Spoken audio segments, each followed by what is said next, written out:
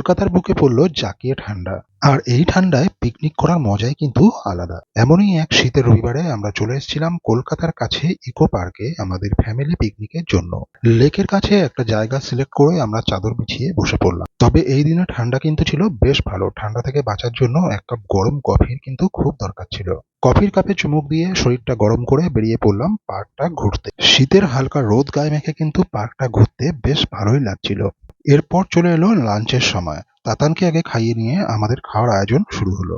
মেনুতে ছিল বাড়ি থেকে বানিয়ে আনা লাল লাল ঝাল ঝাল মটন কষা এবং তার সাথে রুটি। মটনটা কিন্তু হয়েছিল বেশ টেস্টি, রুটি দিয়ে খাওয়ার পক্ষে একদম উপযুক্ত।